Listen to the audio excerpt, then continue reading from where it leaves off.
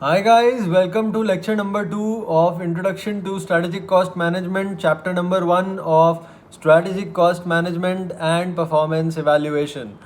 और अपन ने कल डिस्कस किया था काफ़ी सारे टॉपिक्स को इस चैप्टर के, जिसमें अपन ने कवर किया था limitations of traditional cost management. उसके बाद हमने समझा था कि what is strategic cost management, इसकी नेसेसिटी क्या थी, इसके ऑब्जेक्टिव्स क्या हैं।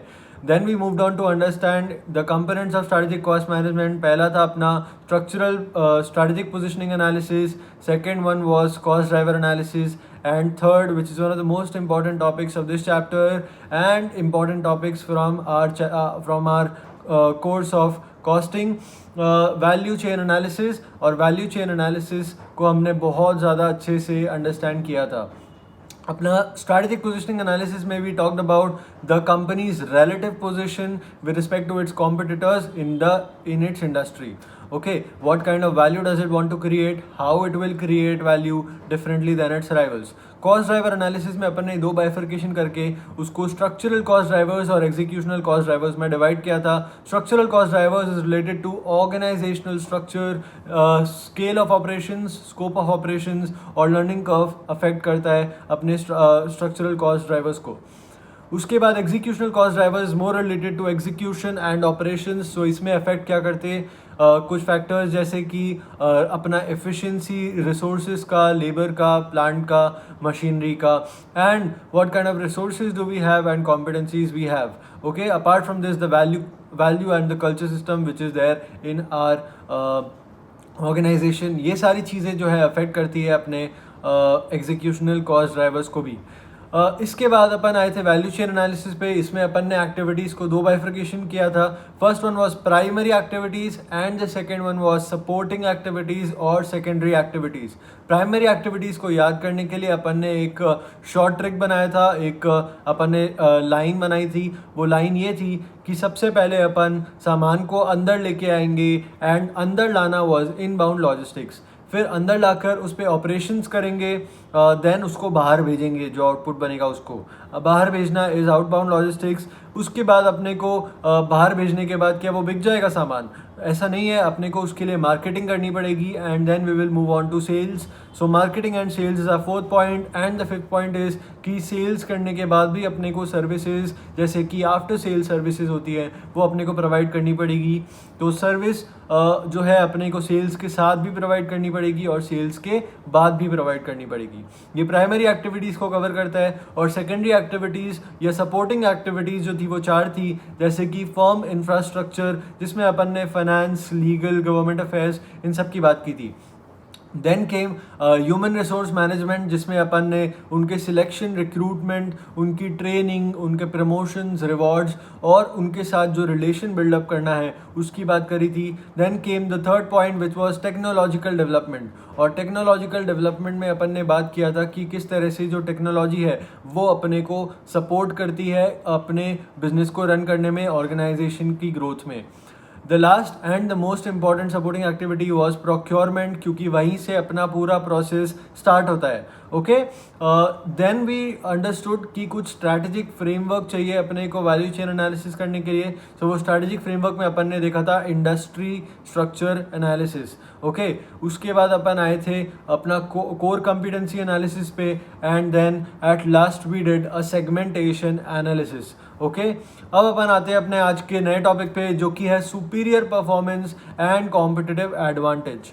ठीक है, बट ये स्टार्ट करने के पहले आई होप आपने कल का रिवाइज किया हो, आई होप आपको कल का लेक्चर पसंद आया हो और समझ में आया हो। ठीक है, सो आज का टॉपिक है अपना superior performance and competitive advantage. ठीक है, सो इसमें अपन ने क्या देखा, इसमें अपन क्या देखने वाले हैं वो ये है कि अपने को अपनी ऑर्गेनाइजेशन को सुपीरियर परफॉर्मेंस देना पड़ेगा in respect to our competitors. अगर अपन सुपीरियर परफॉर्मेंस देंगे तो अपने को सस्टेनेबल कॉम्पिटिटिव एडवांटेज मिलेगा। सस्टेनेबल कॉम्पिटिटिव एडवांटेज अपना था पॉइंट ऑफ येस्टरडे। अपन ने कल का एक वर्ड सेट किया था अपने दिमाग में, क्या रहना चाहिए, वो था सस्टेनेबल कॉम्पिटिटिव एडवांटेज। तो सस्टेनेबल कॉम्पिटिटिव एडवांटेज दो तरीके से अपन अटेन कर सकते हैं। The first way is product product differentiation and the second way is cost leadership. ठीक है, अब अपने को ये अटेन करने के लिए क्या करना होगा, अपने को एक डेफिनेटिव एडवांटेज ढूंढना होगा and what we can do is we need to continuously improve our product and provide what product customers want, और जो उनकी एक्सपेक्टेशन होगी उसको अपने को सेटिस्फाई करना पड़ेगा, फुलफिल करना पड़ेगा, उनकी नीड्स को अपने को फुलफिल करने पड़ेंगे। ठीक है, if the customer will be happy then that is our competitive advantage. Alright, अपना अल्टीमेट ऑब्जेक्टिव क्या है कि अपन अपने कॉम्पिटिटर्स को पीछे छोड़कर आगे निकल जाए इंडस्ट्री में and we reach the top. Alright, so अपने को क्या करना होगा इंडस्ट्री में, सबसे पहले अपने को सप्लाई करना पड़ेगा वो प्रोडक्ट जो कि कस्टमर को चाहिए, अपने को उसको और इम्प्रूव करना है and we have to provide a quality product, we have to give them better sales than our competitors, better services than our competitors. उसके बाद अपन को कॉम्पिटिशन सर्वाइव करने के लिए काफ़ी सारी स्ट्रैटेजीज फॉर्मुलेट करनी पड़ेगी। Now, in order to attain superior performance, there are two ways जो अपन ने कल भी डिस्कस किया था। First one is differentiation advantage and the second one is relative low cost advantage या फिर cost leadership। डिफरेंशिएशन एडवांटेज क्या होता है इसको अपन समझते हैं और फिर अपन एक एग्जाम्पल लेते हैं इसमें। सो डिफरेंशिएशन एडवांटेज क्या है कि कस्टमर को लगना चाहिए कि आपका प्रोडक्ट ये सर्विस सुपीरियर है। ठीक है, आपका प्रोडक्ट या सर्विस सुपीरियर हो सकता है, पर अगर कस्टमर को ये नहीं लगता है ना, तो तब तक आपको डिफरेंशिएशन एडवांटेज मिलेगा नहीं। सो अगर आपका प्रोडक्ट कस्टमर को लगता है कि सुपीरियर है तो फिर आपको डिफरेंशिएशन एडवांटेज आ जाएगा, क्योंकि कस्टमर को क्या लगता है वही सबसे ज़्यादा इंपॉर्टेंट है एक मार्केट में। सो कस्टमर को अगर ये लगेगा, मतलब अगर कस्टमर परसीव करेगा कि योर प्रोडक्ट और service is superior than the rest of the players in the market, then it will be ready to pay a premium price for your product, for your service and not for the competing offerings. ठीक है, relative low cost advantage क्या होता है कि अपने को cost कम करना है, अपने को टोटल कॉस्ट जो है वो कम करना है, और इसकी वजह से कस्टमर को कैसे फ़ायदा होगा, क्योंकि अपन उसको बहुत ही कम प्राइस पे बेचने वाले हैं in comparison to our competitors. Alright, अब अपन एक एग्जाम्पल ले लेते हैं डिफरेंशिएशन एडवांटेज का and then we will take an example of low cost advantage. कल अपन ने याद हो तो एप्पल आईफोन का एग्जाम्पल लिया था डिफरेंशिएशन एडवांटेज में and relative low cost advantage में we had talked about D Mart. अगर आपको याद होगा, आप अगर याद नहीं रख पाए हो तो यहाँ पे आप लिख लीजिए इस एग्जाम्पल को so that you will be able to better recall the topic. Okay, differentiation advantage में अपन एक एग्जाम्पल लेते हैं, वो है एक पानी की बॉटल का। ठीक है, so there is a water bottle available of Bisleri, जो कि एक नॉर्मल 15 रुपये वाली 1 लीटर की बॉटल आती है, शायद 15 रुपये या 20 रुपये की आती है। In comparison to that Bisleri की एक और टाइप की बॉटल आती है जिसका नाम मुझे याद नहीं है, but that is comparatively expensive to this normal water bottle of Bisleri. तो बिस्लरी के ही दो प्रोडक्ट है क्या उसके अंदर, दोनों में ही पानी है, but there is a difference between both these bottles and both these products.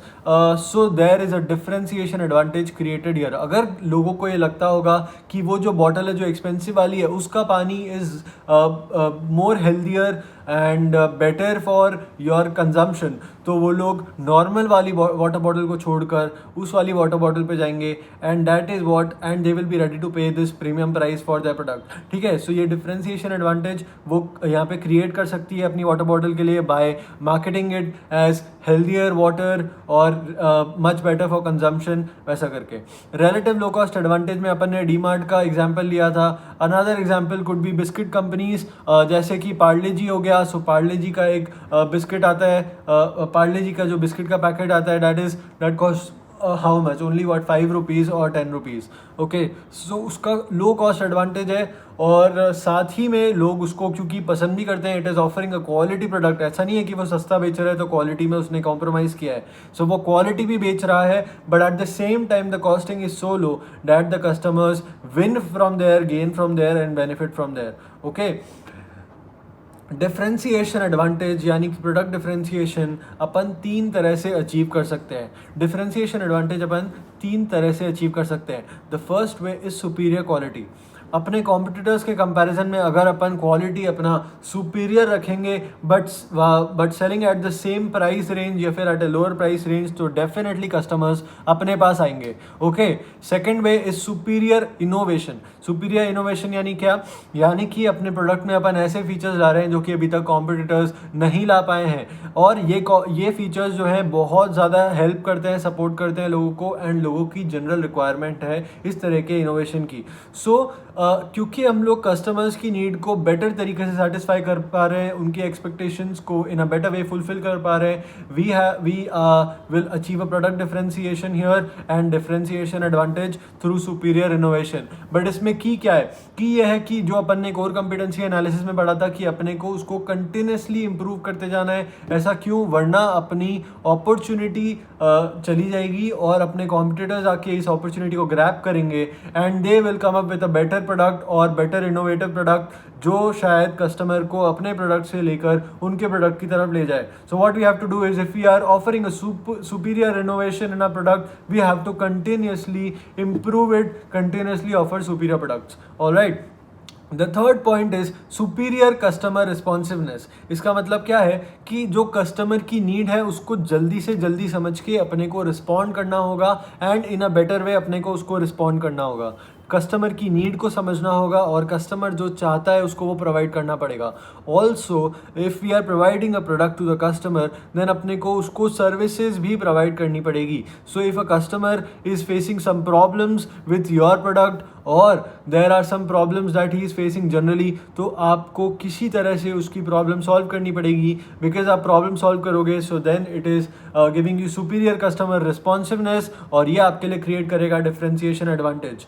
Okay, how can we use value chain analysis to identify points जिससे अपन डिफरेंशिएशन एडवांटेज अटेन कर सकते हैं. So the first one would be अपन वो product बनाए जो कि कस्टमर को ज़्यादा बेनिफिट करेंगे, which are superior to competitors. किस तरह से डिज़ाइन के वे में हो सकता है या फिर परफॉर्मेंस के वे में अगर होगा तो बेस्ट होगा, क्योंकि जो परफॉर्मेंस अपना प्रोडक्ट दे पा रहा है और किसी और का प्रोडक्ट नहीं दे पा रहा है तो अपने प्रोडक्ट की तरफ ही जाएगा कस्टमर और अपने प्रोडक्ट को परचेज करना पसंद करेगा.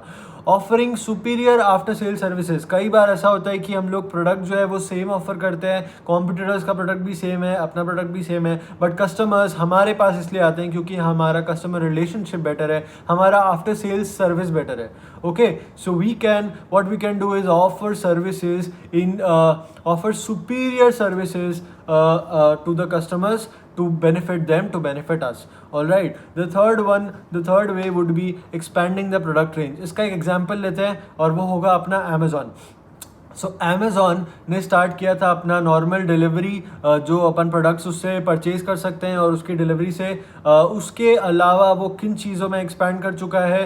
Software services, cloud computing services, उसके अलावा prime video, music, Kindle, grocery shopping के लिए अमेज़ॉन प्राइम नाउ जैसा भी आता है, और भी काफ़ी सारी चीज़ें हैं जिसमें Amazon IMDb.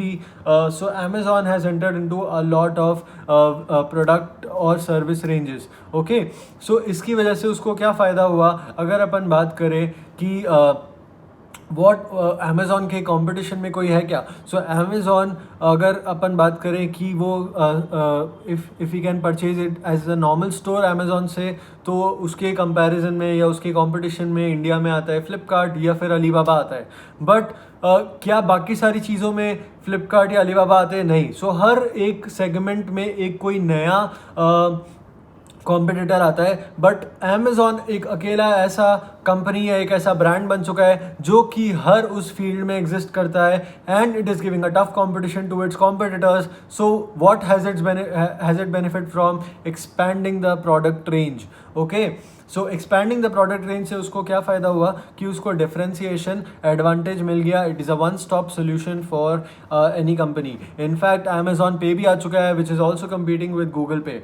All right, moving on to the next point which is superior packaging of the product. कई बार ऐसा होता है और जनरली ऐसा होता है कि कस्टमर वो वाला पैकेट खरीद लेता है, वो वाला प्रोडक्ट खरीद लेता है जिसका पैकेजिंग बहुत ही अट्रैक्टिव होता है। सो अगर हम या फिर ऐसा प्रोडक्ट खरीदता है जिसका पैकेजिंग जो है उस प्रोडक्ट को बहुत सेफ रखने का केपेबल होता है। ओके, जैसे टेट्रा पैक्स जब भी लॉन्च हुए थे, so it was a very innovative product, packaging, so superior packaging अगर अपन देंगे प्रोडक्ट का, so it can create a differentiation advantage for us. Okay, the last point would B कि अपने ब्रांड को और स्ट्रेंथन करें, अपने रिलेशंस इंप्रूव करें कस्टमर के साथ में, एंड जितना अपना ब्रांड अलग दिखेगा लोग बाकी के कंपैरिजन में, बाकी कॉम्पिटिटर्स के कंपैरिजन में, उतना अपने को डिफरेंशिएशन एडवांटेज मिलेगा। इसका एक एग्जांपल देता हूँ, लोग नूडल्स को छोड़ के मैगी बोलना सीख गए थे, लोग फोटोकॉपी को छोड़ के जेरोक्स बोलना सीख गए हैं। सो इस तरह के ब्रांड को स्ट्रेंथन करना होगा, सो आपको डिफरेंशिएशन एडवांटेज मिल जाएगा। ठीक है, coming on to low cost advantage या फिर कॉस्ट लीडरशिप, तो इसमें हमको क्या करना है, we have to charge a lower price than its competitors, या फिर अगर हमारे कॉम्पिटिटर्स जो हैं बहुत ज़्यादा एक्टिव हैं और कॉम्पिटिशन कट थ्रोट है, so they will be accordingly adapting to it. So हमें मैच करना पड़ेगा कि अपने कॉम्पिटिटर्स कॉम्पिटिंग प्रोडक्ट्स की प्राइस को मैच कर सकें, या सर्विस अगर है तो अपने उसकी कॉम्पीटिंग सर्विसेज के प्राइस को मैच कर सकें, and accordingly we can increase our profitability. इसका एक एग्जांपल देता हूँ, नेटफ्लिक्स चल रहा है, अमेज़ॉन प्राइम चल रहा है। ठीक है, सो जब भी अमेज़ॉन प्राइम लॉन्च हुआ था, ये जब भी नया नया आया था और बहुत ज़्यादा चलने लगा था अपने इंडियन मार्केट में, so Amazon Prime came up with comparatively lower price than Netflix. तो ये सर्विस इंडस्ट्री है, बट नेटफ्लिक्स की कंपैरिजन में अमेज़ॉन प्राइम क्योंकि लोअर प्राइस के साथ आया था, so a lot of people moved from Netflix to Amazon Prime or even tried Amazon Prime, but उसके बाद अब आप देखोगे कि Disney Plus आ चुका है। so Disney Plus आप देखोगे उसने अपनी प्राइस लॉन्च करी है, बहुत ही लो प्राइस रखा है अपने सर्विसेज को, और उसकी वजह से आई थिंक, और क्योंकि उसने कोलैबोरेट किया है हॉटस्टार के साथ में, and because it is coming up with such innovative shows and different shows, so probably लोग उसको भी अब ट्राई करेंगे। so what you have to do is you have to compete with your competitors। अगर लो cost advantage की बात की जाए, तो आपको अपने कॉम्पिटिटर्स की प्राइस को मैच करना होगा, या फिर आपके कॉम्पिटिटर्स से प्राइस कम रखनी होगी ताकि आप मार्केट शेयर गेन कर पाओ, और आपका प्रॉफिटेबिलिटी आपको अकॉर्डिंगली मेंटेन करना पड़ेगा। ठीक है, moving on to the next topic, value chain analysis को अपन कैसे यूज़ कर सकते हैं लो कॉस्ट एडवांटेज क्रिएट करने के लिए। सो कल जो अपन ने डिस्कस किया था कि अपन वो सारी एक्टिविटीज़ आइडेंटिफाई करेंगे जो कि वैल्यू ऐड नहीं कर रही है, we will eliminate it, so अपना उसका कॉस्ट बच जाएगा। So we will reduce cost by either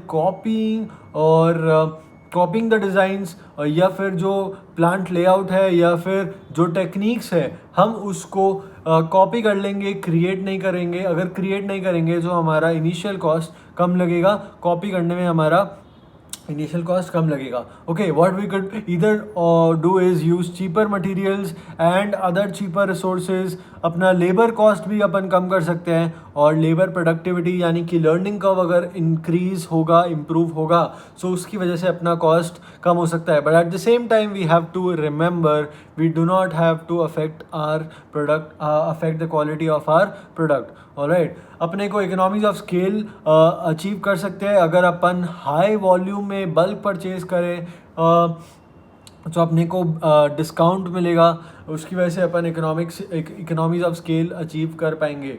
another thing that we can use to reduce our cost is we can set up our organisation और our factory और our manufacturing unit in location जहाँ से अपने को या तो resources transport करना या फिर ऑब्टेन करना, प्रोक्योर करना is easier and at a cheaper price, या फिर एट अ प्लेस जहाँ पर लेबर, अगर अपना लेबर इंटेंसिव मैन्युफैक्चरिंग यूनिट है, सो लेबर अपने को सस्ता मिले, या फिर अपन ये देख सकते हैं कि अपने को टैक्स एडवांटेज कहाँ मिल रहा है। सो ये सारी चीज़ों को सोच के ऑर्गेनाइजेशन जो है अपने मैन्युफैक्चरिंग यूनिट्स सेटअप करती है, अपने बिजनेस प्लेसेस सेटअप करती है।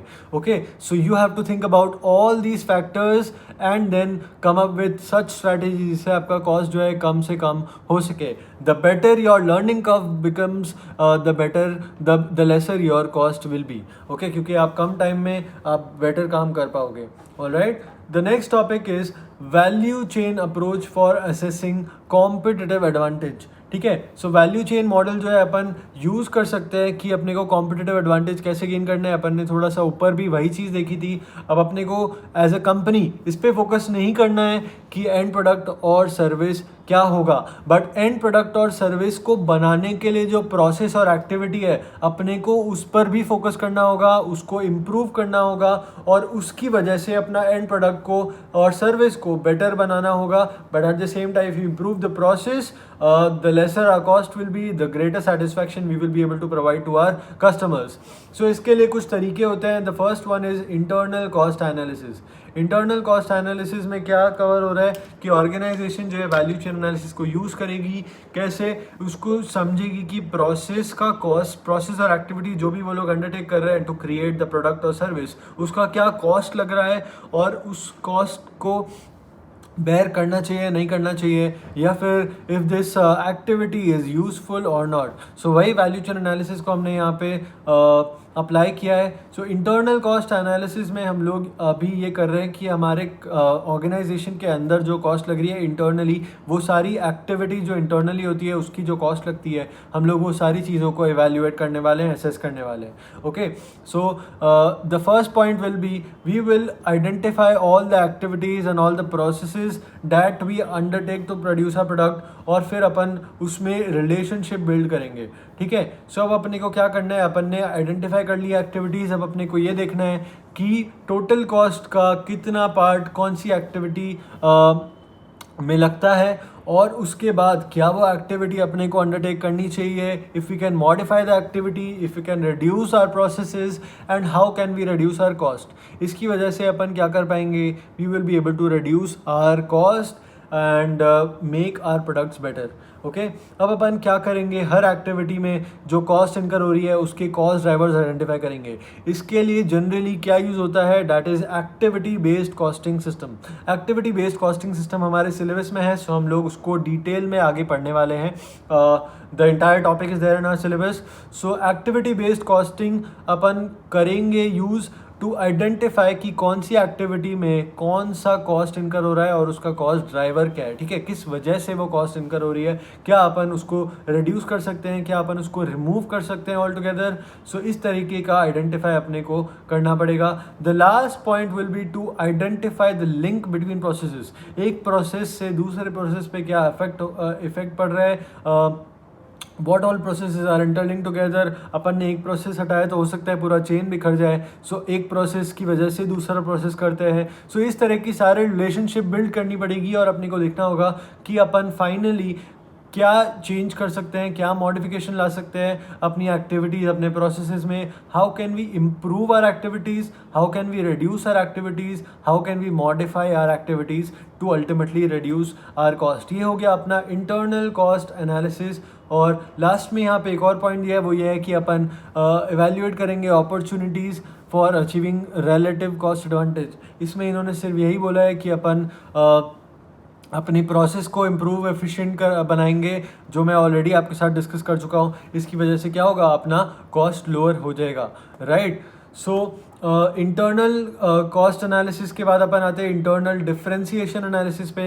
इंटरनल डिफरेंशिएशन एनालिसिस अपने एक्टिविटीज़ और प्रोसेस को समझना है और उसके बाद एनालाइज करना है कि अपन कौन सी एक्टिविटीज़ की वजह से वो डिफरेंस क्रिएट कर सकते हैं जो अपने प्रोडक्ट को सुपीरियर बनाता है in comparison to our competitors.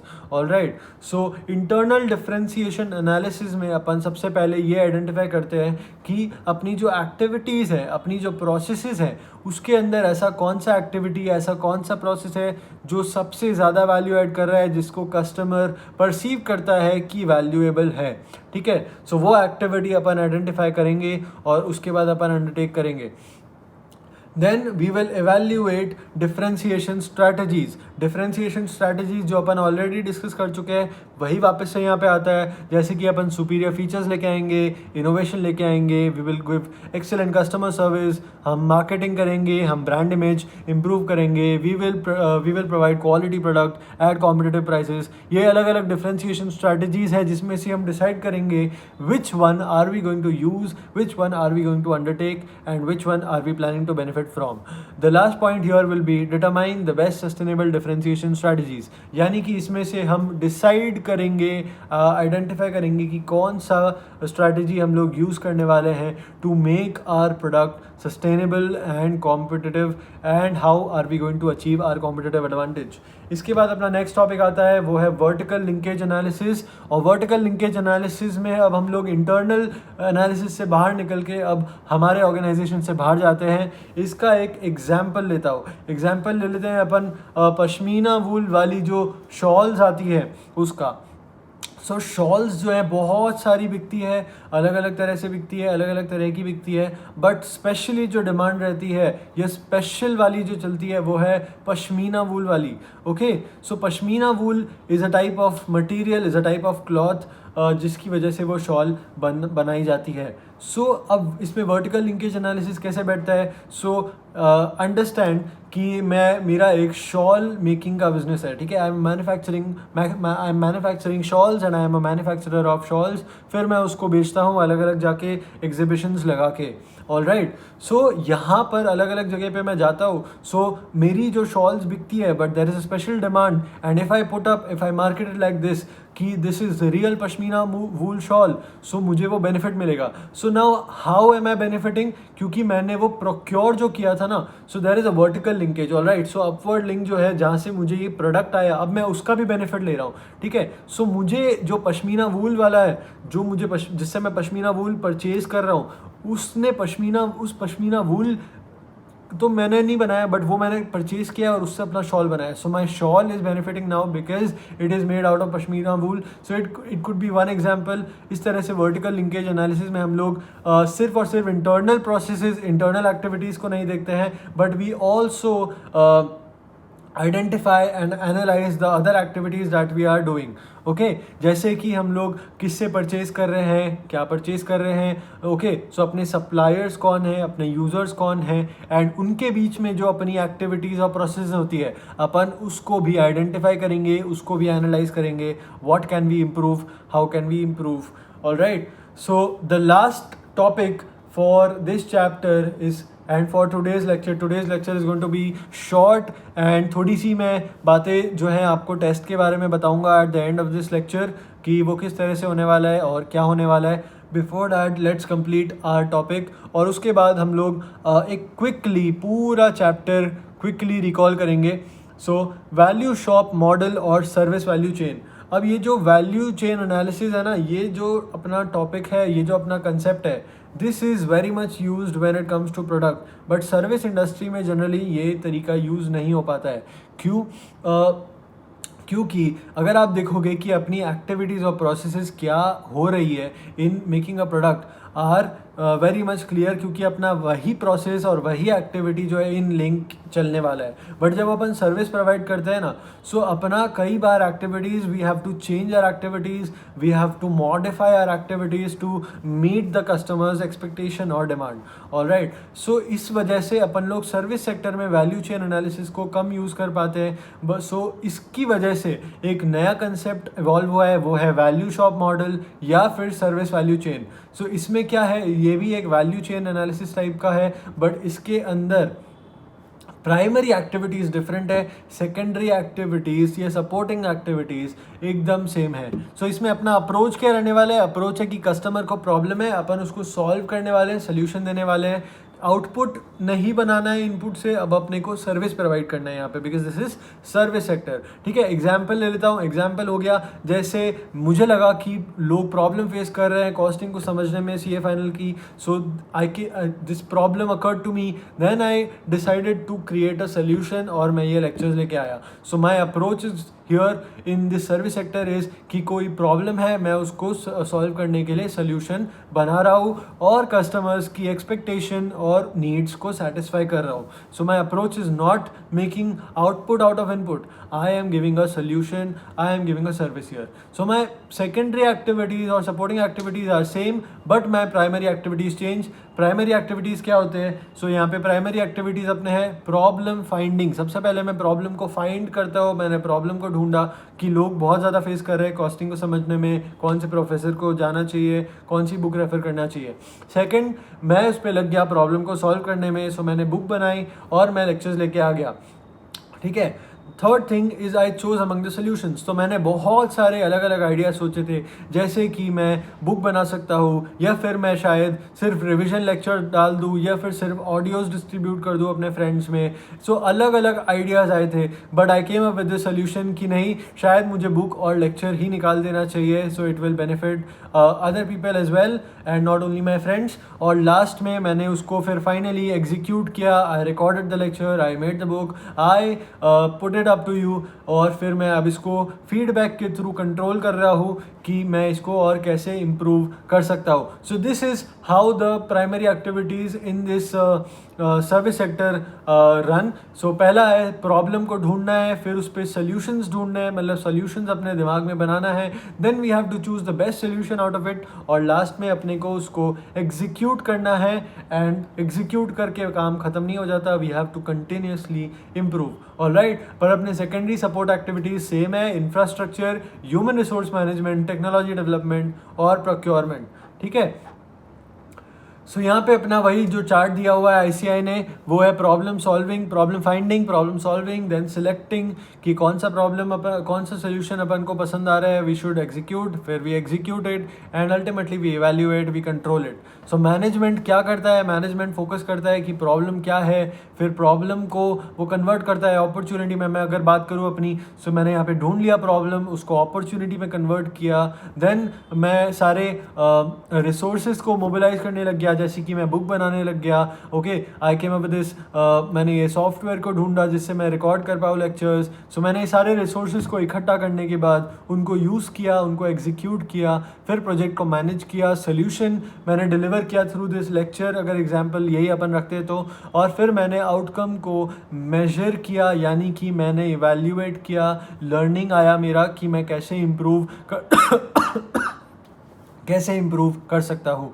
Alright, सो इस तरीके से अपन ने सर्विस सेक्टर में भी समझा। सो वैल्यू शॉप मॉडल भी अपना कवर हुआ, और सर्विस वैल्यू चेन जो कि इसका दूसरा नाम है वो अपना कवर हो गया है। Here we are done with our first chapter. यहाँ पर टेस्ट योर नॉलेज वाला क्वेश्चन है जो आईसीआई की बुक में दिया है अपने स्टडी मटेरियल में। इसको करने के पहले अपन एक बार कंप्लीट चैप्टर रिवाइज कर लेते हैं। मैं चाहता हूँ कि आप भी इस चैप्टर को रिवाइज कर लो एक बार after this lecture, and then what you can do is you could just go through the question जो लास्ट में टेस्ट नॉलेज वाला दिया है, एक बार सिर्फ रीडिंग मार लो, और कल हम इसको बेटर तरीके से अंडरस्टैंड करेंगे। और इसमें और कितने एग्जाम्पल्स हम बना सकते हैं वो हम इस बारे में डिस्कस करके, और अलग अलग एग्जाम्पल्स अपन डिस्कस करेंगे, केसेस बनाएंगे, ठीक है। So let's just go through the entire chapter quickly once more. 10-15 minute में आई गेस ये हो जाएगा पूरा चैप्टर, और इसमें हमें बहुत ज़्यादा टाइम नहीं देना है। इसमें अपन ऑलरेडी समझ चुके हैं कि अपने लिए सबसे ज़्यादा इंपॉर्टेंट टॉपिक कौन सा है, वो है वैल्यू चेन एनालिसिस, और उसके अलावा अपने कुछ कंपोनेंट्स जो हैं स्ट्रेटेजिक कॉस्ट मैनेजमेंट के। वैल्यू शॉप मॉडल भी काफ़ी इंपॉर्टेंट है क्योंकि it is come on another part of value chain analysis. Yes, so शुरू में limitations of traditional cost management, इसको अपन ने याद रखने के लिए बनाया था IFRS। अपने को याद रखना है there were 2 I's and 2 F's।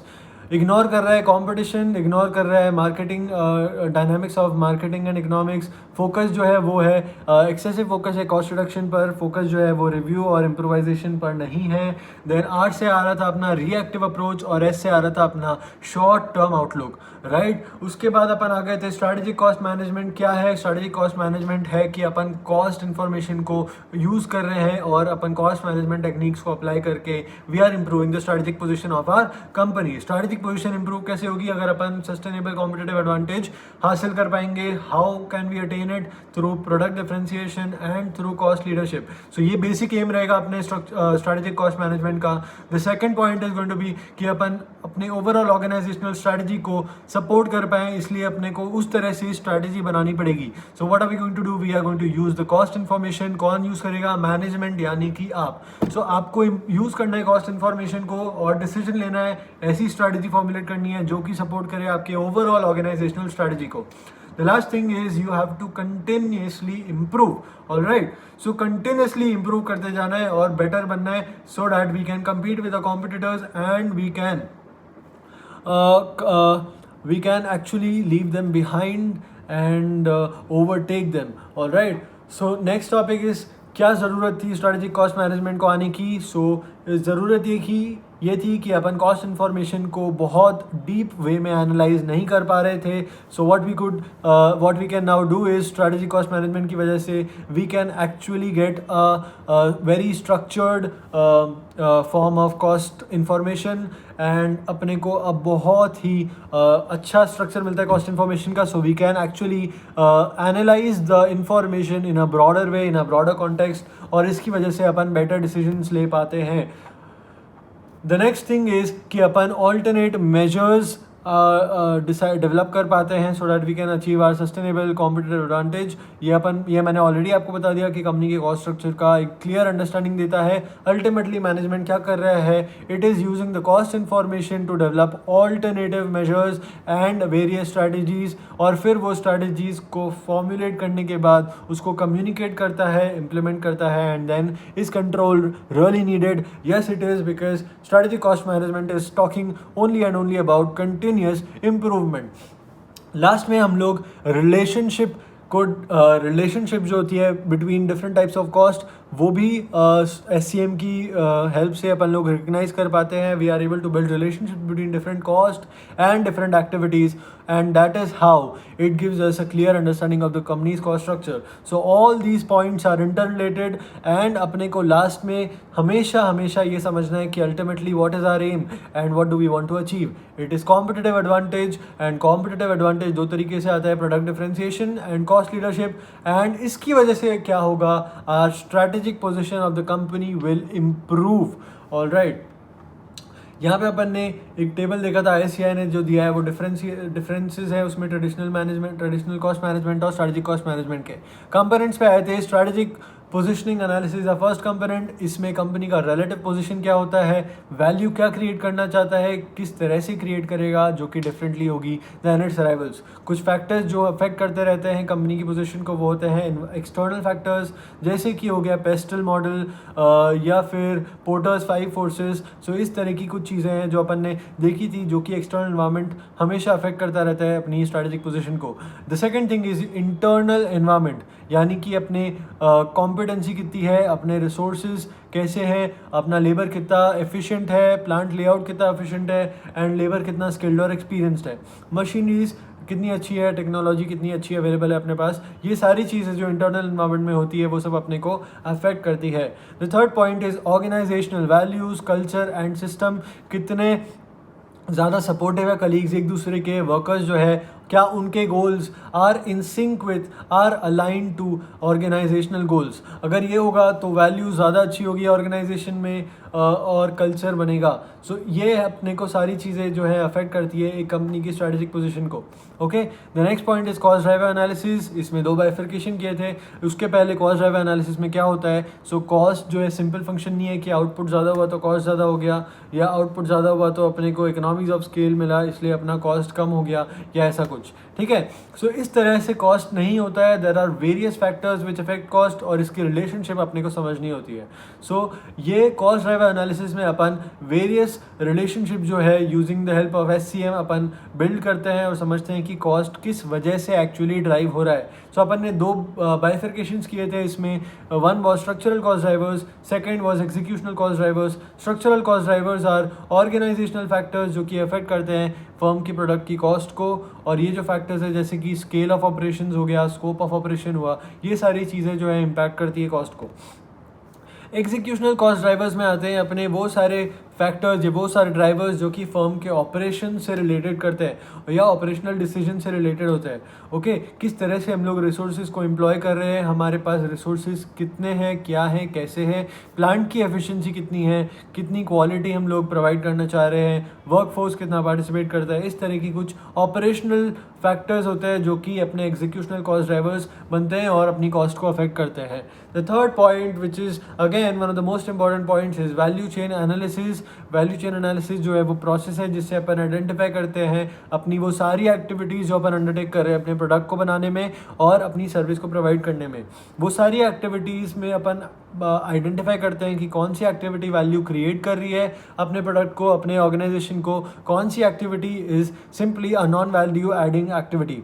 So non value adding activities और प्रोसेसेस को अपन एलिमिनेट कर देंगे और उसकी वजह से अपने को क्या बेनिफिट होगा, we will achieve sustainable competitive advantage. Okay, so दो तरीके से अपन वो कर सकते हैं, अगेन थ्रू कॉस्ट लीडरशिप या फिर थ्रू प्रोडक्ट डिफरेंशिएशन।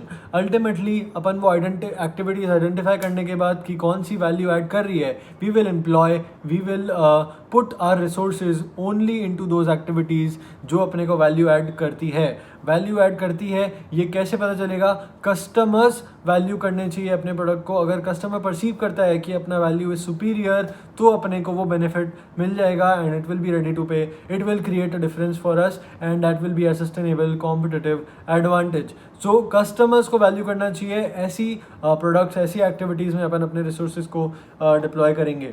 कौन सी एक्टिविटीज़ आती है इसके अंदर, there are two activities, primary and secondary. Primary activities में आते हैं अपने वो एक्टिविटीज़ जो कि डायरेक्टली इन्वॉल्व होती है, जैसे कि इनबाउंड लॉजिस्टिक्स, ऑपरेशंस और outbound logistics, marketing and sales और सर्विस। इनबाउंड लॉजिस्टिक्स में आता है अपना रिसीविंग, स्टोरिंग, डिस्ट्रीब्यूटिंग, इस तरह के प्रोसेस जो आते हैं। ऑपरेशंस में आता है अपना कन्वर्जन और transformation of input into output. Alright, outbound logistics में अपना जो प्रोडक्ट है वो पैकेज होके रेडी है, सो अब अपने को इसको लेके जाना है, so we have to store it, distribute it and we have to transport it. Okay, marketing and sales में अपन कस्टमर्स को अवेयर कराते हैं कि अपने प्रोडक्ट क्या है, अपनी सर्विसेज क्या है एंड अपन उसको प्रमोट करते हैं, एडवर्टाइज करते हैं और अपन सिलेक्ट करते हैं कि कौन से डिस्ट्रीब्यूशन चैनल को we are going to use. We manage our sales force और प्राइसिंग पॉलिसी भी इसमें बहुत इंपॉर्टेंट रोल प्ले करती है। ठीक है, the last point is service, और सर्विस ये है कि अपने को आफ्टर सेल सर्विस भी देना पड़ता है, जैसे कि हो गया इंस्टॉलेशन, रिप्लेसमेंट, वारंटी, रिपेयर, ये सारी चीज़ें, ये सारी सर्विसेज अपने को देनी पड़ती है। सो जो सर्विसेज होती है वो अपने को सेल्स के साथ भी देनी होती है और सेल्स के बाद भी देनी होती है। इसके बाद अपन आते हैं सपोर्टिंग एक्टिविटीज़ पे, सेकेंडरी एक्टिविटीज़ पे, जो कि अपनी वो वाली एक्टिविटीज़ होती है जो डायरेक्टली इन्वॉल्व नहीं होती है क्रिएशन ऑफ प्रोडक्ट में, बट ये सपोर्ट करती है और उतना ही इंपॉर्टेंस रखती है जितना कि प्राइमरी एक्टिविटीज़ भी रखती है।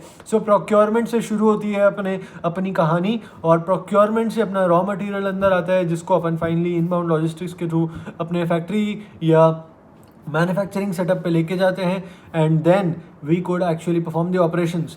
Then technological development is every time used, क्योंकि अपन उसको मशीनरी के वे में यूज़ कर रहे हैं, नॉलेज के वे में यूज़ कर रहे हैं, ओके, सॉफ्टवेयर्स के वे में यूज़ कर रहे हैं, AI could be another thing. सो इस तरह की सारी टेक्नोलॉजी जो है अपन यूज़ करते हैं to transform the inputs into outputs and it actually makes our work easier. Human resource management is all the time there. Human resource management is our greatest asset, और इसका सिलेक्शन, रिक्रूटमेंट, ट्रेनिंग और उसके अलावा promotion, rewards, ये सारे system जो है और अल्टीमेटली रिलेशनशिप बिल्ड करना अपने ह्यूमन रिसोर्स के साथ, this is what is covered here and उनके बिना अपनी कंपनी या अपना ऑर्गेनाइजेशन नहीं चल पाएगा. The last point would be firm infrastructure which is very important as well, जिसमें आता है अपना प्लानिंग, अपना फाइनेंस, अपना accounting, legal, governmental affairs, quality management और कुछ अदर जैसे कि एनवायरमेंटल मैनेजमेंट. तो ये सारी चीज़ें जो है अपनी फर्म इंफ्रास्ट्रक्चर में कवर हो जाती है. अपन ने एक एग्जांपल ले लिया था यहाँ पर, अपन शर्ट्स को मैन्युफैक्चर कर रहे थे. आई होप आपने इसको लिखा होगा पूरी प्रॉपर तरीके से, केस लिखा होगा, फिर आपने पॉइंट बाय पॉइंट सारी एक्टिविटीज़ एक्सप्लेन करके आपने लास्ट में कुछ कंक्लूजन दिया होगा. Coming on to the next point, which is our strategic framework for value chain analysis, जिसमें अपन ने सबसे पहले इंडस्ट्री स्ट्रक्चर एनालिसिस की बात करी थी, जिसमें आता है अपना पोर्टर्स 5 फोर्सेस. इसको याद रखने का तरीका मैंने आपको नहीं बताया था, बट आप याद रखने का तरीका बना सकते हो. It could B TBTBR. Okay, TBTBR, T से आता है threat of new entrants. Threat of new entrants में आता है कि जनरली कोई नया कंपनी या नया ऑर्गेनाइजेशन इस इंडस्ट्री में नहीं एंटर कर पा रहा है because there is some barrier, there is some issue. हो सकता है जैसे कि बहुत ही इंटेंसिव कैपिटल रिक्वायरमेंट हो, या फिर टेक्नोलॉजी जो है बहुत सोफिस्टिकेटेड रिक्वायर्ड हो, या फिर कुछ लीगल फैक्टर्स भी हो सकते हैं, या फिर जैसे कि अपन ने अगले आने वाले जो WDG ट्यूब्स आपको याद हो उसमें अपन ने देखा था कि रॉ मटेरियल अगर बहुत ही कम रॉ मटेरियल जैसे अगर कम अवेलेबल हो या उसका सप्लाई कम हो, लिमिटेड हो, तो वो भी एक एंट्रेंट बैरियर टू एंट्रेंट या थ्रेट टू एंट्रेंट क्रिएट कर सकता है। One other way of looking at this point could be कि हो सकता है कि जो ऑलरेडी एग्जिस्टिंग ऑर्गेनाइजेशंस हैं उनको भी थ्रेट हो सकता है कि कोई नया कंपनी एंटर करता है इसके अंदर, जो कि मेक्स ए ह्यूज इम्पैक्ट। अगर वो मार्केट ऐसा है कि कोई भी नया कंपनी आता है और वो कुछ ऐसा नया कुछ करके लेके आता है, so customers could actually shift from our organisations और existing organisations to a new one, और कंपटीशन उस तरह का चल रहा है, so it could be a threat to the existing competitors also. जैसा कि फिर से अपन ने जो आने वाला जो अगला अपन ने WDG वाला केस देखा था, ICI वाला, सो उसमें अपन ने देखा था कि MNC एंटर कर रहा था which is a new entrant in the industry, but it is creating a threat to the existing players. Alright, the second point is bargaining power of buyers. अगर बायर्स लिमिटेड होंगे और या फिर ऐसा होगा कि वॉल्यूम जो है वो बहुत ज़्यादा हाई परचेज कर रहे हैं अपने बायर्स, या फिर ऐसा होगा कि जो कस्टमर्स है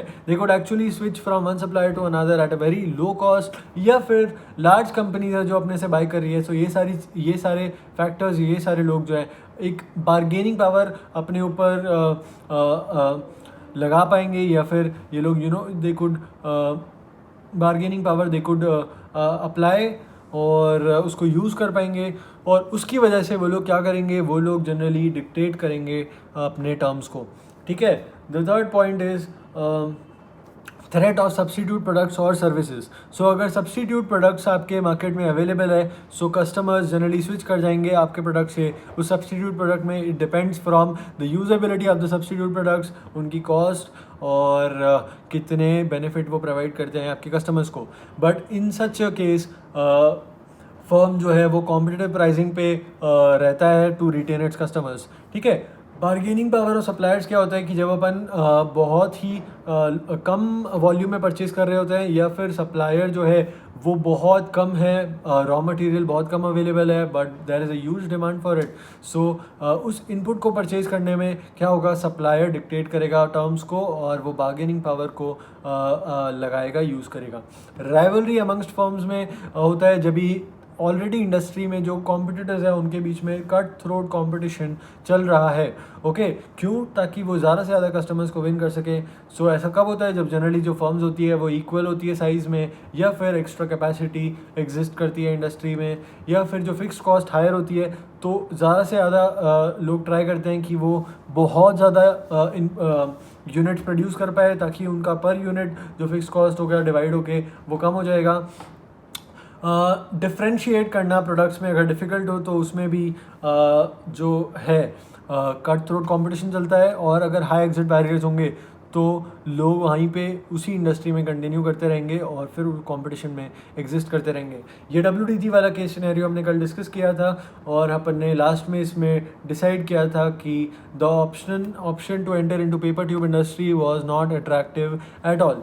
ऑलराइट, द नेक्स्ट पॉइंट अपन ने जो डिस्कस किया वो है core competency analysis. Core competency क्या होती है? अपनी यूनिक स्किल, डिस्टिंक्टिव स्किल, जो कि अपने को डिफरेंशिएट करती है अपने कॉम्पिटिटर्स से। सो इसमें अपन कैसे आइडेंटिफाई करेंगे कि कोर कॉम्पिटेंसी क्या है? सो हो सकता है जैसे कि अपन अपना एंड प्रोडक्ट जो है उसके बेनिफिट्स इतने हों कि बाकी कॉम्पिटिटर्स के प्रोडक्ट प्रोवाइड नहीं कर पा रहे हैं कस्टमर्स को, या फिर we have access to wide variety of markets, even if it's in terms of purchasing of supplies, और even if it is in terms of selling. Okay, अगर अपना प्रोडक्ट इस तरह का है कि कॉम्पिटिटर्स अपने प्रोडक्ट को इमिटेट कर ही नहीं पा रहे हैं तो उनके लिए डिफ़िकल्ट हो जाएगा। और ये तीन चीज़ें तीन तरीके से अपन आइडेंटिफाई कर सकते हैं कि अपने पास कोर कॉम्पिटेंसी क्या है। सो कोर कॉम्पिटेंसी जो है आपका प्राइमरी सोर्स बनेगा कॉम्पिटिटिव एडवांटेज का, और you can use this core competency to attain competitive advantage. दो तरीके हैं, one is product differentiation and second is cost leadership. ठीक है, दो तरीके से कोर कॉम्पिटेंसी मिलती है। फर्स्ट इज़ कि अपने रिसोर्सेज इतने अच्छे हो कि अपन उसको यूज़ कर रहे हैं, कोई और उसको यूज़ नहीं कर पा रहा है या फिर किसी और के पास है ही नहीं, या फिर अपने रिसोर्सेज वो प्रोडक्ट को क्रिएट कर पा रहे हैं जो कि बाकियों के रिसोर्सेज नहीं कर पा रहे। सो इस तरह के रिसोर्सेज अगर अपने पास होंगे सो it will create different product और प्रोडक्ट डिफरेंशिएशन को अपन अचीव कर पाएंगे। या फिर हो सकता है our resources are used in such a way, जो कि बात करता है कैपेबिलिटी की। सो रिसोर्सेज होने सब कुछ नहीं होता, but we should have the capability, we should have the ability to use the resources in such a way, to coordinate them in such a way कि ऑप्टिमम यूटिलाइजेशन हो रिसोर्सेज का, and we are able to put them to productive use. इसकी वजह से क्या होगा, we will be able to reduce cost, या फिर we will be able to create a product which is very different from our competitors, और अपने को product differentiation मिल जाएगा। फिर अपन वैल्यू चेन एनालिसिस को यूज़ कर सकते हैं कोर कॉम्पिटेंसी में फॉर कॉम्पिटिटिव एडवांटेज। पहला है अपने को आइडेंटिफाई करना है कि कोर कॉम्पिटेंसी है क्या और क्या है, ठीक है। फिर अपन उस कोर कॉम्पिटेंसी को यूज़ करेंगे अपनी या तो एग्जिस्टिंग बिजनेस में या फिर नए बिजनेस में। इस कोर कॉम्पिटेंसी को फिगर आउट करने के बाद अपन ये आइडेंटिफाई करेंगे कि कौन सी एक्टिविटीज़ ऐसी है जो कि इस कोर कॉम्पिटेंसी को हेल्प करती है, जो कि वैल्यू प्रोवाइड करती है।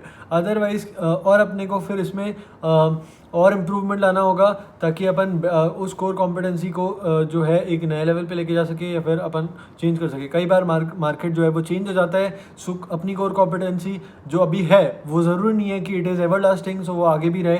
मार्केट चेंज हो गया so it could just be a normal thing. जो आपकी पहले कोर कॉम्पिटेंसी हुआ करती थी, it could be a normal thing again. So अब आपको क्या करना है, आपको कंटिन्यूसली इंप्रूव करना है, आपको नई वैल्यू चेंज क्रिएट करनी है एग्जिस्टिंग बिजनेस में, ताकि आप हमेशा जो है अपने प्रोडक्ट को, अपने प्रोसेस को इम्प्रूव कर सको। और इसकी वजह से कॉम्पिटिटर्स जो है इसको अपॉर्चुनिटी ही नहीं मिलेगी कि वो एक्सप्लॉइट कर पाए कि वो लोग एक नई कोर कॉम्पिटेंसी के साथ आ जाए, क्योंकि बिकॉज आपके पास आप ऑलरेडी अपने कॉम्पिटिटर्स से आगे थे। सो अब because now you are continuously improving, there is a greater chance कि आप उनसे आगे ही रहने वाले हो। Now what you can do again is कि you can use your core competency to create new value chains, जिससे कि आपका वैल्यू चेन ईजियर, आपका जो वैल्यू चेन है वो सिंपलर हो जाए, जिससे आपका कॉस्ट रिड्यूस हो जाए। Your customers are now happy and satisfied with how your products are given to them and what your product is, okay। इसके बाद हम लोग सेगमेंटेशन एनालिसिस में ये समझा था कि एक इंडस्ट्री के अंदर देर आर वेरियस सेगमेंट्स, और उन सेगमेंट को एनालाइज करना बहुत ज़रूरी है टू मेक अ डिसीजन कि हम लोग उसमें रहने वाले हैं, उससे एग्जिट करने वाले हैं, या we should enter into a new segment, या फिर कौन से सेगमेंट्स में हमें रहना चाहिए, कौन से अलग अलग सेगमेंट्स में हम जा सकते हैं, या फिर अगर हम किसी सेगमेंट में हैं तो उस सेगमेंट के अंदर क्या वर्क करेगा हमारे लिए, कॉस्ट रिडक्शन स्ट्रैटेजी या फिर डिफरेंशिएशन प्रोग्राम, ठीक है। सो इस तरह का सेगमेंटेशन एनालिसिस ज़रूरी है। इसके लिए अपने को क्या करना होगा, we have to identify all the segments first, then we have to construct a segmentation matrix. उसके बाद अपन एनालाइज करेंगे कि कौन सा सेगमेंट अट्रैक्टिव है, सेगमेंट अट्रैक्टिव कितना है। उसके बाद we will identify all such success factors जो कि एक सेगमेंट के अंदर लाई करते हैं। जैसे कि एक सेगमेंट के अंदर सक्सेस फैक्टर ये हो सकता है कि आप अगर सबसे कम कॉस्ट में बेचोगे, सबसे कम प्राइस पे बेचोगे, that means you have to achieve cost reduction here, you have to achieve cost leadership. So ये आपका सक्सेस फैक्टर होगा। सो आपको आइडेंटिफाई करना है कि सक्सेस फैक्टर्स क्या हो सकते हैं आपके सेगमेंट में। एक सेगमेंट हो सकता है जिसमें आपका सक्सेस फैक्टर होगा कि आपके ज़्यादा से ज़्यादा व्यूज़ हो, या फिर हो सकता है ज़्यादा से ज़्यादा लाइक्स हो, या फिर हो सकता है ज़्यादा से ज़्यादा सब्सक्रिप्शंस हो, okay. So if you talk about this digital world, so ये सक्सेस अलग अलग तरह के सक्सेस फैक्टर्स हो सकते हैं। So you have to identify success factors for each segment, और लास्ट में आपको अट्रैक्टिवनेस एनालाइज करनी है कि आप ब्रॉडर सेगमेंट में रहना चाहते हो, नैरोर सेगमेंट में रहना चाहते हो, कौन सा ज़्यादा अट्रैक्टिव लगता है आपकी कंपनी के लिए, क्या ज़्यादा बेनिफिशियल होगा। इस तरह के सारी प्रोसेसेस को आपको करने के बाद आप सेगमेंटेशन एनालिसिस कर पाओगे, and then you will be able to take better decisions. आज जो अपन ने पढ़ा था वो था superior performance and competitive advantage, यानी कि अपने को सुपीरियर परफॉर्मेंस प्रोवाइड करना है। कैसे कर सकते हैं, अपन कस्टमर्स को वो सप्लाई करेंगे जो वो चाहते हैं, अपन कंपटीशन को सर्वाइव करेंगे, सुपीरियर परफॉर्मेंस अपन अचीव कर पाएंगे, and this will create a competitive advantage for us. There are two ways, one is differentiation advantage, second is relative low cost advantage या फिर कॉस्ट लीडरशिप। डिफरेंशिएशन एडवांटेज में क्या है कि कस्टमर्स परसीव करना चाहिए कि अपना प्रोडक्ट सुपीरियर है, इसलिए वो प्रीमियम प्राइस पे करेंगे। कॉस्ट एडवांटेज में ये है कि अपने को कॉस्ट कम से कम रखना है, अपने कॉम्पिटिटर्स से एटलीस्ट उससे उनसे कम रखना है। ओके, डिफरेंशिएशन एडवांटेज अपन कैसे अचीव कर सकते हैं? One is superior quality provide करें अपने प्रोडक्ट में, सेकंड इज़ सुपीरियर इनोवेशन लेके आएँ अपने प्रोडक्ट में, कुछ इनोवेटिव फीचर्स ऐड करें और कंटिन्यूसली इंप्रूव करते जाए अपने प्रोडक्ट को। Third is superior customer responsiveness, यानी कि कस्टमर जो जैसा चाहता है उसको वैसा का वैसा अपन जल्द से जल्द in the best form possible provide करें, so that we are able to meet its expectation. Okay, अपने को क्या करना है? अपने को प्रोड्यूस करना है अपना प्रोडक्ट इन द ऐसा जो कि कॉम्पिटिटर से बेटर हो। अपन आफ्टर सेल सर्विस को इम्प्रूव कर सकते हैं। We could expand the product range. अपन ने अमेजोन वाला एग्जांपल लिया था यहाँ पे, अगर आपको याद नहीं रहता है you could just put a dash there, यहाँ पे लिख लो आप अमेजोन एग्जांपल, ताकि आपको वो रिकॉल करने में आसानी हो। सुपीरियर पैकेजिंग अपन ने डिस्कस किया था, और लास्ट जो होता है वो है कि अपन अपना ब्रांड इमेज को इम्प्रूव करें। लो कॉस्ट एडवांटेजेस की अपने को लो प्राइस पे ऑफर करना है सामान, अपना जो प्रोडक्ट है वो lower price than its competitors पे अपन ऑफर करने वाले हैं, या फिर एटलीस्ट अगर there is a huge competition, there is an active competition, तो अपन को मैच करना पड़ेगा प्राइस ऑफ आवर प्रोडक्ट्स और services of to our competing products. ठीक है, इसके बाद अपन क्या क्या कर सकते हैं? We could not create designs which are new, we could either copy the existing designs to reduce our cost. Second way would be attaining economies of scale, high volume purchase कर रहे हैं अपन, या फिर हम लोग लोकेट कर रहे हैं ऐसे एरियाज़ में जहाँ पे लेबर सस्ता है, या फिर रिसोर्स अवेलेबल है, या फिर ट्रांसपोर्ट करना रिसोर्स का आसान हो जाता है, या फिर गवर्नमेंट सपोर्ट है, टैक्सेस कम है। इस तरह के सारे थॉट प्रोसेस के साथ हम लोग डिसीजन लेते हैं। And the last one would be our learning curve. जितना ज़्यादा हमारा लर्निंग कर्व इम्प्रूव होगा उतना कम हमारा कॉस्ट होता जाएगा। Value chain approach for assessing competitive advantage, अपन ने यहाँ पे वैल्यू चेन को यूज़ किया था कॉम्पिटिटिव एडवांटेज को असेस करने के लिए। First way was our internal cost analysis, जिसमें हमने आइडेंटिफाई किया था कि कौन सी वैल्यू क्रिएटिंग प्रोसेसेस है, कौन सी एक्टिविटीज़ हम लोग कर रहे हैं। फिर एक्टिविटीज़ जो इंडिविजुअल एक्टिविटीज़ है उनमें कितना कॉस्ट लग रहा है, टोटल कॉस्ट का कितना कॉस्ट इन पर्टिकुलर एक्टिविटीज़ में लग रहा है। Then we identify all the different cost drivers for each of the process, and last में हम लोग लिंक बनाते हैं सारी प्रोसेस के बीच में, और हम लोग आइडेंटिफाई करते हैं कि हम लोग कौन सी एक्टिविटीज़ को इम्प्रूव कर सकते हैं, मॉडिफाई कर सकते हैं। We could let go of some activities, और we could add another activity और additional feature to it. So इसकी वजह से हम लोग अल्टीमेटली अपना कॉस्ट रिड्यूस करने की कोशिश करते हैं, या फिर अपना प्रोडक्ट इम्प्रूव करने की कोशिश करते हैं। It could B both together, it could B इधर veg. Second, the last point was कि अपन अल्टीमेटली इवेल्युएट करते हैं अपॉर्चुनिटीज़ को, जिससे अपन कॉस्ट रिड्यूस करने की कोशिश करते हैं या फिर एफिशिएंसी इंप्रूव करने की कोशिश करते हैं हर प्रोसेस की, जो कि अब मैंने ऑलरेडी बोल दिया शुरू में। इंटरनल डिफरेंशिएशन एनालिसिस आता है सेकेंड वे, जिसके अंदर अपन ने डिस्कस किया था कि कौन सी ऐसी एक्टिविटीज़ है, ऐसी कौन सी प्रोसेस है जो कि वैल्यू क्रिएट कर रही है, किसके लिए? कस्टमर के लिए। So customer has to perceive that this activity is creating value for them. Okay, so now अपन इवेल्युएट करेंगे different strategies for product differentiation, जो कि क्या होगा? जैसे कि सुपीरियर फीचर्स हो सकते हैं प्रोडक्ट में, या फिर अपन इनोवेशन लेके आ सकते हैं, या फिर अपन क्या कर सकते हैं उसको बहुत ही कम कॉस्ट पर बेचेंगे, कॉम्पिटिटिव प्राइसेस पर क्वालिटी प्रोडक्ट को बेचेंगे। अपन मार्केटिंग कर सकते हैं, अपन डिस्ट्रीब्यूशन चैनल्स को इम्प्रूव कर सकते हैं। What we could do is give excellent customer services, या फिर अपन सुपीरियर ब्रांड इमेज अपना क्रिएट करने की कोशिश कर सकते हैं। लास्ट में अपने को डिफरेंशिएशन स्ट्रैटेजीज में से डिसाइड करना है कि कौन सा बेस्ट रहेगा अपने लिए, and which one are we going to use and benefit from. The third way is vertical linkage analysis. Vertical linkage analysis में हम लोग अपने इंटरनल एनालिसिस में से बाहर निकल के और अपने सप्लायर्स और यूज़र्स को भी देखते हैं, उनके बीच में अपनी क्या एक्टिविटीज़ रहती है, क्या प्रोसेस रहती है, अपन उसको भी इम्प्रूव करते हैं। Alright, the last topic for this chapter was value shop model और सर्विस वैल्यू चेन। ये कंसेप्ट क्यों लाया गया? क्योंकि value chain analysis was not useful in the service sector, इसलिए अपन वैल्यू शॉप मॉडल को लेके आए, सर्विस वैल्यू चेन को लेके आए। इसमें अपना फोकस क्या रहता है? इसमें अपना फोकस यह रहता है कि अपने को प्रॉब्लम आइडेंटिफाई करनी है, उस पर सोल्यूशन देना है। ओके, यहाँ पे इनपुट से आउटपुट क्रिएट नहीं करना है, प्रॉब्लम आइडेंटिफाई करके उस पर अपने को सोल्यूशन देना है। सो प्रॉब्लम फाइंडिंग, यहाँ पे अपने प्राइमरी एक्टिविटीज़ चेंज हो जाते हैं। यहाँ पे प्राइमरी एक्टिविटीज़ जो है उसमें सबसे पहला पॉइंट है we find the problem, then we create solution. उसमें से अपन सिलेक्ट करते हैं कि कौन सा सोल्यूशन जो है बेस्ट रहेगा और फिर अपन उसको एग्जीक्यूट करके और उसको इम्प्रूव करने लग जाते हैं. Okay, our supporting activities were same. और यहाँ पे मैनेजमेंट जो है वो फोकस किस पे करता है? To find the opportunity, to find the problem, to grab the opportunity, assess करता है, रिसोर्सेज लगाता है, प्रोजेक्ट जो बन गया है उसको मैनेज करता है, सोल्यूशन फाइनली जो है डिलीवर करता है, आउटकम को मेजर करके इम्प्रूव करने में लग जाता है. Okay, so this covers up our chapter number 1, introduction to strategic cost management. I hope आपको समझ में आया होगा and I hope you could understand better through examples and you could think your own examples as well. अगर आप खुद के examples ज़्यादा से ज़्यादा बनाओगे, मैं सिर्फ आपको 1-2 एग्जाम्पल दे के बता सकता हूँ कि किस तरह से आपको सोचना चाहिए, but you should come up with a whole lot of examples in your mind to match this concept. इसकी वजह से क्या होगा, आपको इस कंसेप्ट को याद रखने में बहुत आसानी होगी क्योंकि आप उस कंसेप्ट को समझ गए हो. So now you are applying it in the real form, in the exemplar form. सो अब आपको वो दिमाग में सेट करने की, उसको याद रखने की ज़रूरत ही नहीं होगा, आपके दिमाग में ऑलरेडी सेट हो चुका होगा.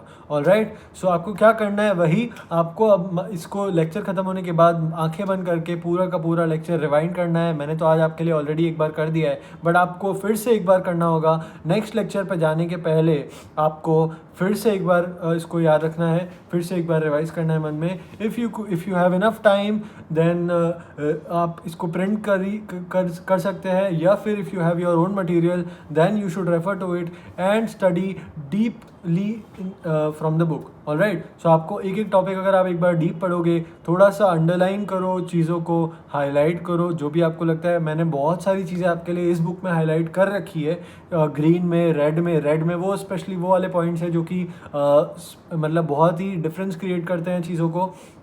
जैसे कि अगर आपने ध्यान दिया हो कि कस्टमर परसीव करना चाहिए, तो वो जो वर्ड परसीव था वो रेड में हाईलाइटेड था. तो कस्टमर परसीव करना चाहिए, दैट इज़ मतलब वो परसीव करना एक बहुत डिफरेंस क्रिएट करता है पूरे टॉपिक में. सो इस तरह की चीज़ें मैंने रेड में हाईलाइट करी है, इंपॉर्टेंट पॉइंट्स को ग्रीन में हाईलाइट किया है, और थोड़े कम important points but which are also definitely important वो बोल्ड किए हैं ब्लैक में ही.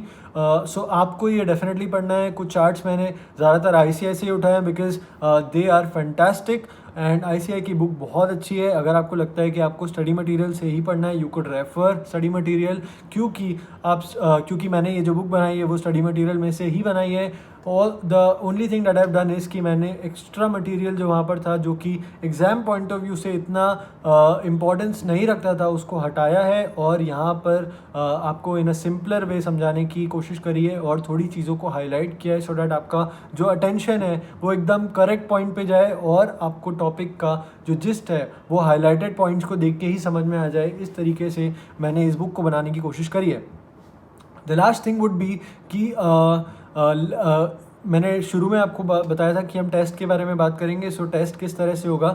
सो व्हाट आई थॉट इज़, अगर आपको लगता है कि there could be a better way, a different way, then what you can do is suggest me, write to me mail. आप मेल करो मुझे, या व्हाट्सएप भी कर सकते हो. आप लिख के वॉइस मेल के थ्रू कैसे भी आप मुझे सजेस्ट कर सकते हो. If there is a better way, if you think there is, तो मैं डेफिनेटली उस पर सोचूंगा. बट मीन वाइल मैंने जो सोचा है वो ये है कि हम ऐसा कर सकते हैं कि I will put up the test for you YouTube पर ही. डिस्क्रिप्शन बॉक्स के लिंक में आपको संडे के दिन, मतलब Sunday, not on this Sunday but after 5 lectures and after the 6 day 7 day पे आके मैं आपको वो टेस्ट यहाँ पर आपको प्रोवाइड करूँगा थ्रू दिस चैनल. और उसमें आपको करना क्या होगा, यू जस्ट हैव टू जो प्राइस रखा जाएगा, प्राइस मैंने अभी तक भी डिसाइड नहीं किया है, बट जो प्राइस रखा जाएगा, what you can do is I will be providing you with the details जिस पे आप पे कर सकते हो. सो इधर यू कुड गूगल पे, यूज़ योर गूगल पे अकाउंट एंड पे मी. और अगर आप गूगल पे करते हो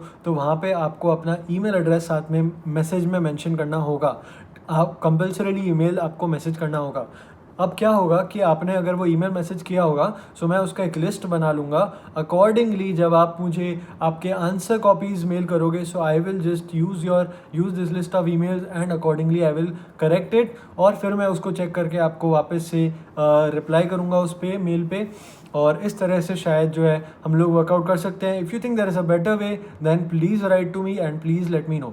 ओके, मीनवाइल अगर आपको लेक्चर पसंद आता है, अगर आपको समझ में आता है और अगर आपको लगता है कि मैं किसी भी तरह से इम्प्रूव कर सकता हूँ, please write to me, feel free to write to me. और मैं डेफिनेटली इम्प्रूव करने का ट्राई कर रहा हूँ. These lectures are only and only for your benefit, और ताकि आपके लिए ये सब्जेक्ट बहुत आसान हो जाए. ठीक है, सो अगर आपको अच्छा लगता है please subscribe to this channel, hit the bell icon. आप अपडेटेड रहोगे, उसकी वजह से आपको नोटिफाई कर दिया जाएगा मेरे अपकमिंग लेक्चर्स के बारे में. और फिर आपको लाइक करना है, स्प्रेड करना है वर्ड को, अपने फ्रेंड्स को बताइए प्लीज़ अगर आपको ये लेक्चर्स अच्छे लगते हैं तो, कि there is a new professor CA Sanket Jain जो कि कॉस्टिंग के लेक्चर्स लेके आया है. I am trying my level best here to provide you with the easiest way to learn costing, जो कि बहुत ही इंटरेस्टिंग सब्जेक्ट है. Okay, bye bye guys, see you tomorrow.